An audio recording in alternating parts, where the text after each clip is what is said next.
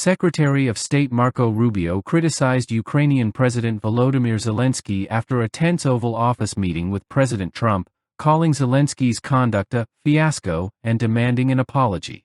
Rubio accused the Ukrainian leader of being unnecessarily antagonistic, arguing that his approach derailed productive diplomacy. But what specifically do you want to see President Zelensky apologize for? Well, apologize for turning this thing into the fiasco for him that it became. There was no need for him to go in there and become antagonistic. Look, this thing went off the rails. You were there, I believe. It went off the rails when he said, let me ask you a question to the vice president. What kind of diplomacy are you talking about? Well, this is a serious thing. I mean, thousands of people have been killed, thousands. And he talks about all these horrible things that have happened to prisoners of war and children, all true, all bad. This is what we're dealing with here. It needs to come to an end. We are trying to bring it to an end. The way you bring it to an end is you get Russia to the table to talk. And he understands that attacking Putin, no matter how anyone may feel about him personally, forcing the president into a position where you're trying to goad him into attacking Putin, calling him names, maximalist demands about Russia having to pay for the reconstruction, all the sorts of things that you talk about in a negotiation. Well, when you start talking about that aggressively, and the president's a deal maker, he's made deals his entire life, you're not going to get people to the table. And so you start to perceive that maybe Zelensky doesn't want a peace deal. He says he does, but maybe he doesn't.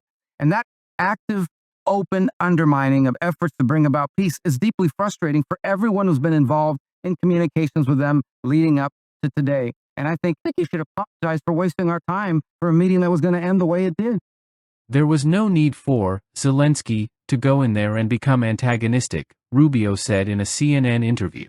I think he should apologize for wasting our time for a meeting that was going to end the way it did.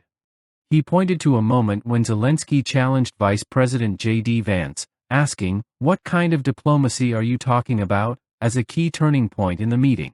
Rubio also questioned whether Zelensky genuinely wanted a peace deal, criticizing his maximalist demands, such as Russia paying for Ukraine's reconstruction. He warned that such rhetoric makes negotiations with Moscow nearly impossible and accused Zelensky of undermining Trump's efforts to bring Russia to the table.